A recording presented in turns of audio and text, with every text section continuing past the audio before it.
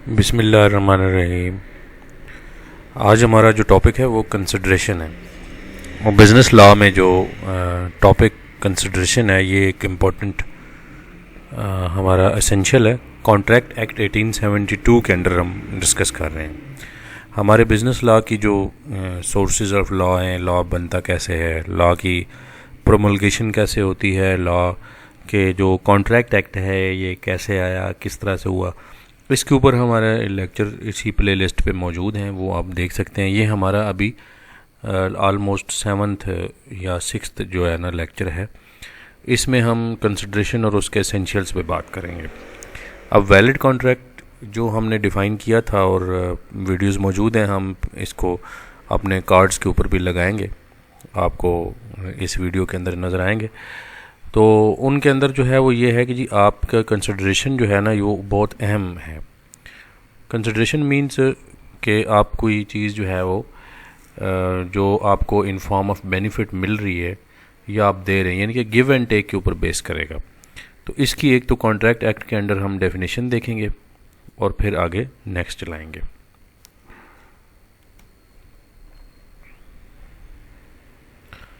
तो डेफिनेशन जो है वो ये हमें बताती है कि इसके अंदर कि सेक्शन 2 और सब सेक्शन डी है जो कॉन्ट्रैक्ट एक्ट 1872 का है, और इसके under when at the desire of the promiser, के प्रॉमिस करने वाला जो है जिसने इनिशिएट किया है, अपना वादा दिया था। ये ऑफ़र एंड एक्सेप्टेंस में हमने बात की थी कि दो पार्टीज़ होती हैं, एक प्रॉमिसर और एक प्रॉमिजी।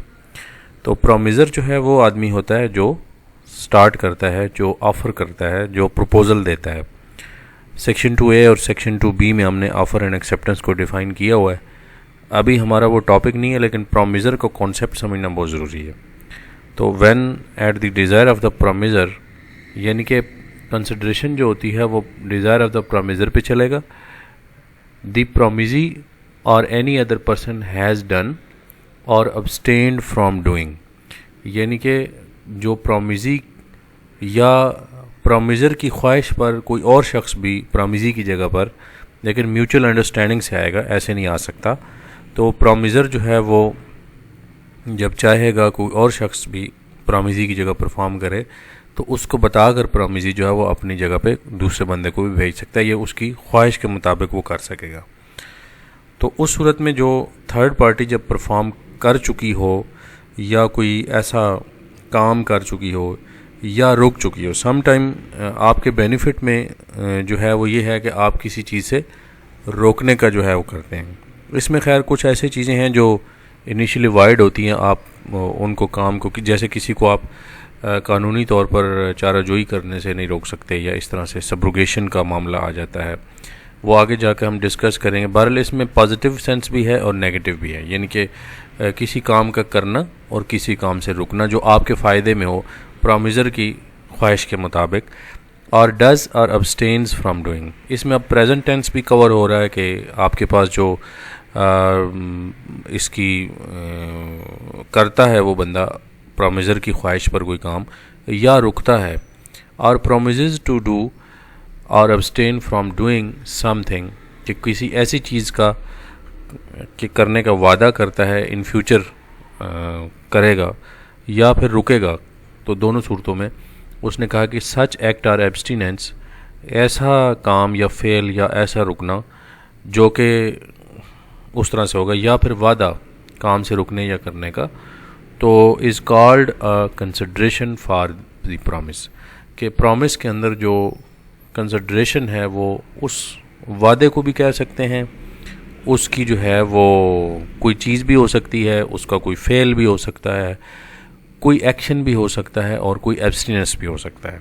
तो यहाँ तक तो हमें ये बात समझ आई कि एक तो प्रॉमिसर होगा और उसकी ख्वाहिश पर जो है ये कंसिडरेशन मूव करेगी, क्योंकि दो पार्टीज़ हैं, एक प्रॉमिसर और एक प्रॉमिजी, और एक का जो है वो अपर हैंड होगा और एक ज़ाहिर है कि प्रॉमिसर जो इनिशिएटर है उसका अपर हैंड ही होगा। तो उसी को ही, उसकी ख्वाहिश पर ही कोई दूसरा बंदा जो है जो प्रॉमिजी जो होगा, जो सेकंड पर्सन जो एक्सेप्टर होगा, उसको ही परफॉर्म करना पड़ेगा, या उसके किसी एजेंट को या किसी रिप्रेजेंटेटिव को, लेकिन at the desire of the promiser होगा।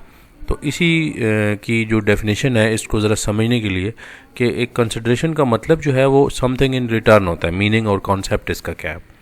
अब consideration means something in return, यानी कि जो आप मुआहदा करते हैं या वादा करते हैं या एक कॉन्ट्रैक्ट करते हैं जो वैलिड कॉन्ट्रैक्ट होगा, उसकी ये शर्त है, उसका ये एसेंशियल है पहला कि आपके पास जो है वो आपको कोई ना कोई उसमें फ़ायदा हो रहा हो, या आप exchange of benefit is essential part of a valid contract. जैसे कि मैंने लिखा कि इसके अंदर जो है वो एक वैलिड कॉन्ट्रैक्ट होने के लिए दोनों पार्टीज़ का आपस में एक बेनिफिट जो है ना एसेंशियल है, वो ज़रूरी है, जो कि उसको हो रहा होगा। ज़ाहिर है कि कोई भी आप जो बिज़नेस कॉन्ट्रैक्ट करेंगे या जो लीगल कॉन्ट्रैक्ट करेंगे जो सोशल नहीं होगा, इसमें कुछ एक्सेप्शंस भी हैं, वो अगला हमारा टॉपिक आएगा कि कुछ कंसिडरेशन के बगैर भी जो है वो कॉन्ट्रैक्ट वैलिड होते हैं, लेकिन वो exceptions to the general principle होगा। तो जनरली हम जो बात कर रहे हैं वो यही है कि हमारे पास जो है वो एसेंशियल है कि ये ज़रूरी है कि एक कॉन्ट्रैक्ट हो रहा हो और प्रॉमिस हो रहा हो और प्रॉमिस इमर्ज हो रहा हो अंडर द कॉन्ट्रैक्ट एक्ट 1872, तो दोनों पार्टीज़ को जो है वो कुछ न कुछ गिव एंड टेक करना पड़ेगा। अब वो किस फॉर्म में होगा, ये एक अलहदा बात है कि वो गुड्स की फॉर्म में भी हो सकता है और सर्विसेज की फॉर्म में भी हो सकता है, और दूसरा बंदा जो परफॉर्मर है या जो गुड्स सेल आउट कर रहा है वो ज़ाहिर है उसको प्राइस मिलेगी।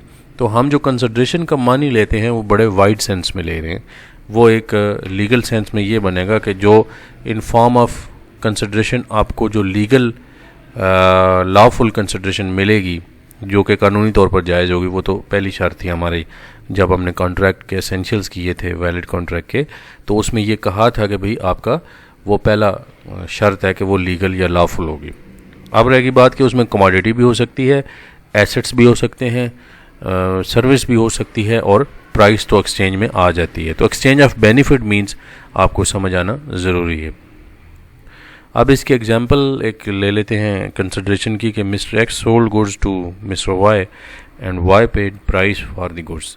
अब इसमें जो वाई है वो क्या ले रहा है और जो एक्स है वो उसको क्या मिल रहा है।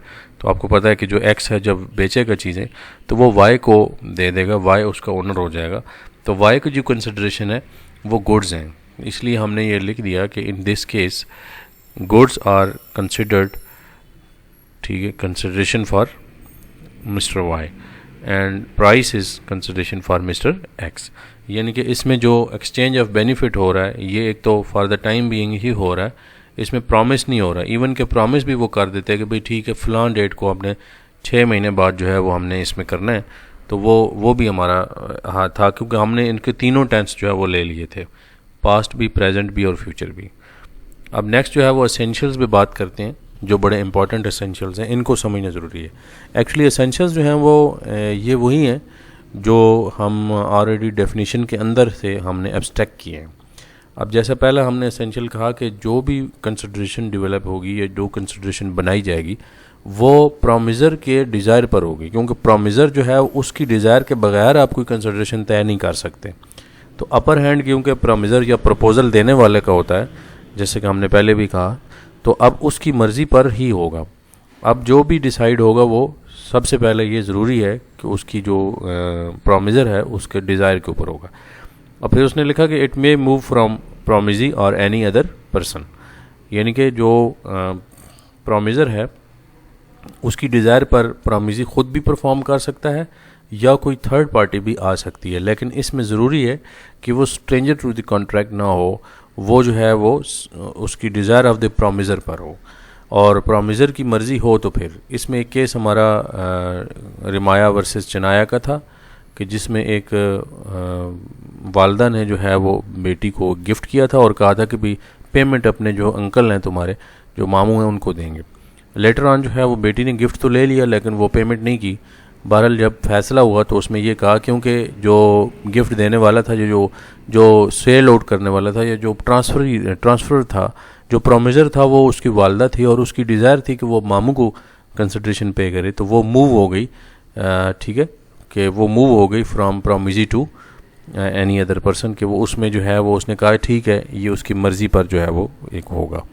It may be an act abstinence और प्रॉमिस, कि वो एक फेल भी हो सकता है किसी काम का करना, किसी काम से रुकना, या फिर प्रॉमिस हो सकता है जो कि फ्यूचर में परफॉर्म होगा, यानी कि टू बी परफॉर्म्ड भी हो सकता है। आप एग्रीमेंट करते हैं बहुत सारे, आपको पता है, और आप देखते भी हैं, सराउंडिंग में हो भी रहे होते हैं, और उनकी लीगली ये कोई ऐसा इशू नहीं है कि आप एट द सेम टाइम ही जो है वो हो रहे हों, बल्कि फ्यूचर के लिए भी आप जो वो करते हैं।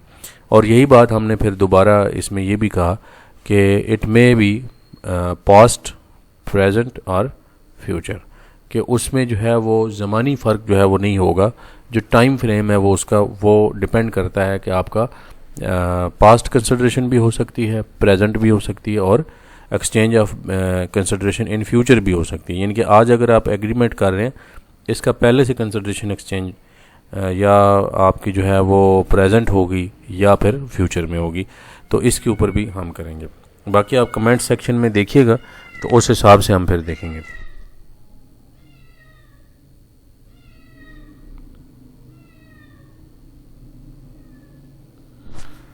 It need not to be sufficient और एडिक्वेट, कि इसका कंसिडरेशन होना ज़रूरी है मगर उसका मुनासिब होना ज़रूरी नहीं है। यानी कि अगर दो पार्टीज़ हैं, ए बी या एक्स वाई या कोई भी आप उसमें लगा लें, जहन में आपने बना लें, तो उसमें जो कंसिडरेशन है वो एडिक्वेट होना ज़रूरी नहीं है, वो होना ज़रूरी है। यानी कि कंसिडरेशन हो सकता है कि मार्केट के हिसाब से as compare to the benchmark वो ना हो, जिसको इंडस्ट्री का बेंचमार्क कहते हैं। जैसे कि खालिद चीमा साहब की बुक में ये लिखा हुआ है, बाकी एग्जांपल्स भी हैं उसमें।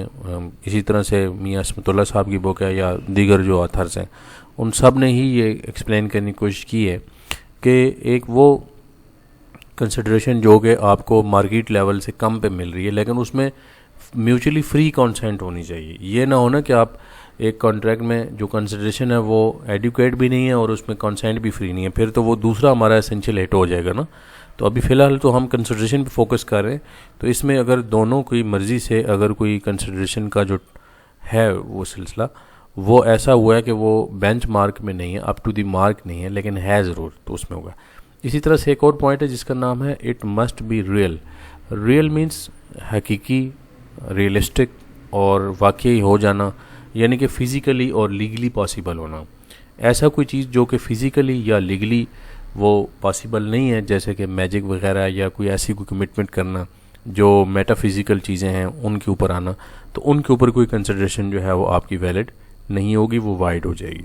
अब ये एसेंशियल्स अगर होंगे तो आपका जो कॉन्ट्रैक्ट होगा वो वैलिड होगा, और अगर इस कंसिडरेशन के पॉइंट में से या जो हमारी एसेंशियल्स हैं अगर नहीं होंगी, तो हमारा ये कॉन्सेप्ट काइंड्स वाले में या टाइप में हमने किया था कि वाइड और वैलिड क्या होता है, तो अदर देन वैलिड जो है वो वाइड में आ जाएगा। इलीगल तो हम नहीं कह सकते, अगर लॉफुल कंसिडरेशन है तो फिर इलीगल नहीं होगी। कंसिडरेशन की बेस पर जो कॉन्ट्रैक्ट बनेगा वो लॉफुल हो और इन पॉइंट के साथ हो, तो फिर तो वैलिड कॉन्ट्रैक्ट बनेगा। तो बहुत शुक्रिया, आप इस चैनल को सब्सक्राइब करें और ये लेक्चर आप शेयर करें। इंशाल्लाह इससे भी डिटेल जो है वो ज़्यादा अगले आने वाले दिनों में आप देखेंगे। Thank you.